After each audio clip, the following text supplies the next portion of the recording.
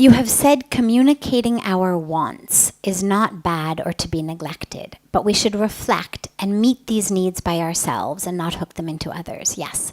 What are some tips you would suggest we practice when we catch ourselves hooking our needs onto others and external situations? Well, the first trick is that, this is interesting. The second aspect of this is to ask yourself, what do you really want? What do we really want? And what most of us want is we want connection. We want love. This is what we want. We want fulfillment. Until and unless you know who you are at the depth of your being, you're not going to be able to move through the world getting what you want. You're not going to know what to do. You're not going to know how to do it. And this is why we always emphasize that the most important thing is to know who you are. So for example, if a dog follows a bird onto the top of a building, well, the bird jumps off and flies. It's a bird. If the dog jumps off, it's going to plummet to the ground and die, assuming the building's high, or break its leg if the building's not too high. Nothing good is going to come from it. And what happens in our life is we don't know who we are. And so we don't know what to do. And so we take cues and answers from what we see around us, like the dog following the bird off the roof. We take our cues from those around us. They act in a certain way. They look at us in a certain way. They live their lives in a certain way. And we respond accordingly. Oh, I must be like this. People say, oh, you're so beautiful. You're so wonderful. Ah, I'm beautiful. I'm wonderful. Life is good. People say, oh, you're stupid. Or they treat us like we're stupid, like we're worthless. We feel, I'm worthless. I'm useless. I'm not enough. And that's going to keep happening as long as I need to take my cues from the outside world. If I don't know who I am, you know, it's like that story, right, of the lion who was raised by the sheep, right? And so who grew up thinking he was a sheep and baaed like sheep, and until he saw his face in the lake and realized, oh my God, I'm a lion. Well, until we have a mirror of who we are, until we're able to look at who we are, we take our cues from the outside world. What's important? What's beautiful? What's valuable? What does the society, the culture, the friend circle, the community I'm in value? Looks, money, intelligence. Different communities value different things. What's most important? And then I judge myself by that. And as long as I do that, I'm always going to come up short. Because values keep changing, cultures keep changing, what's beautiful keeps changing, what's successful keeps changing. What we want keeps changing. And this is where we have to go within. We have to have a practice that takes us in so we know who we are. Because if I know who I am, then I'm not dependent on how people look at me, how they speak to me, how they treat me. Certainly we all would prefer to be hugged than hit. We all would prefer to be smiled at than, sneered at. I'm not saying you become oblivious to the world. But I'm much more likely if someone sneers at me to think, my God, that poor person must be really having a bad day, than to think, oh my God, I'm a horrible person. You know, it's like if someone says to you, God, that purple haircut you just got is really ugly. But you know you have brown hair, not purple hair, and you haven't gotten it cut in years. And so you're not going to feel impacted by someone saying that purple haircut is horrendous. You're going to worry about their eyesight. Really. You're going to think something is amiss. If it's someone you know and you know they're not crazy, you're going to think they're seeing things. If you don't know them, you might think they've got some psychiatric issues, if not visual issues, one or the other. Because you know I don't have purple hair. In the same way, if you know who you are, that divinity, that wholeness, that fullness, doesn't mean we don't have issues, doesn't mean we don't have things to work on. Anger, egos, attachments, identities. We have stuff to work on. We know that. It's the wrapping of the self.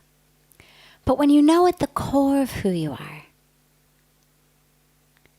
that it's divinity, that it's whole, that it's full, then someone speaking to you in a certain way or treating you in a certain way that's reflective of, oh, you're not even half, you're nothing. You're going to pity them and worry about them the same way that you do the person who says you've got a bad purple haircut. You're not going to take it within. And so this is when we speak about unhooking ourselves from the world. It's not detachment. I still love you. I'm just aware that sometimes some things happen and you look at me and see not the fullness of who I am. And it may be because I'm not acting as the fullness of who I am. I play a role in that. And that takes us back to just the final point I want to mention about the communication, which is it's interlinked. Communication is energy. It's not just words. And so non-violence is not just the words that we speak. It's the energy that we come into it with. And if I come into a conversation with, you are the problem, and see how nicely I said it, because I have a certificate in nonviolent communication or conscious communication, and I've just, see how nicely I said, you are the problem.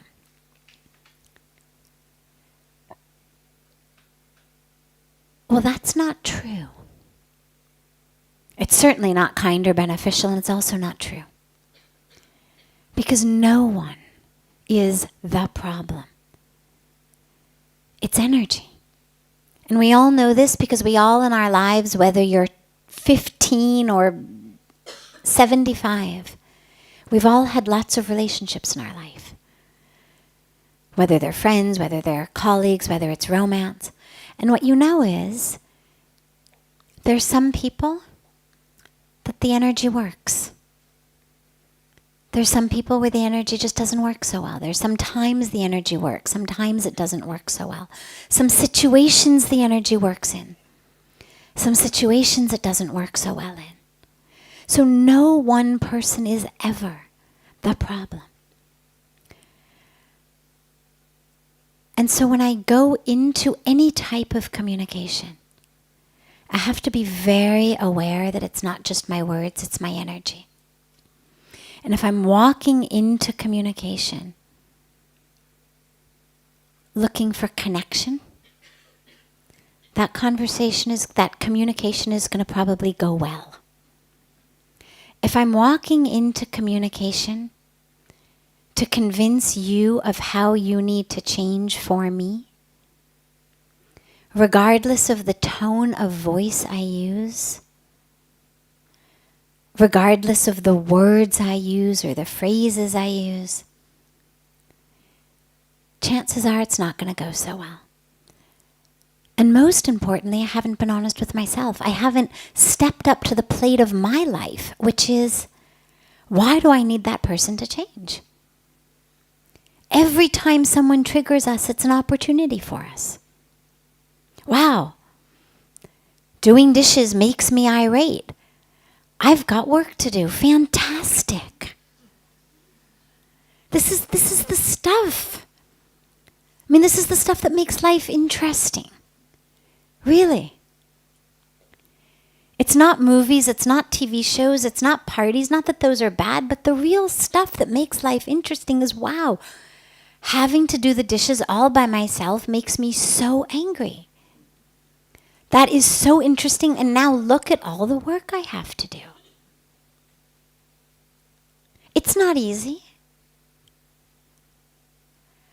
But again, sharing just from very personal experiences. For me in my life, that has been a source of such fulfillment. Is, wow, I'm really struggling with this. Not, how can I blame the other person? Or how can I change the other person? But how can I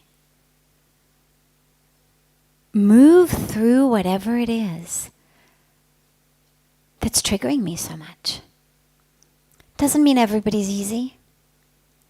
Doesn't mean we don't all have relatives or colleagues or employers or employees or neighbors who are really difficult, who you could get a consensus. 10 out of 10 people would agree that what they did was really obnoxious. But that's not the highest level to go. Okay, fine, so it's obnoxious, then what? What have you achieved? Everyone agrees with you that they were obnoxious. Great. What have you achieved? Nothing. In the greater, bigger picture of your own life and your own practice, the question becomes, how can I stay grounded, stay centered, still experience love within me in the face of that obnoxiousness? That's the challenge. And that's what's exciting. And as long as I move through the world trying to change the outer situations for my inner self, I may be able to. But I'm not going to get to my highest place. The highest place is, how can I shift inside?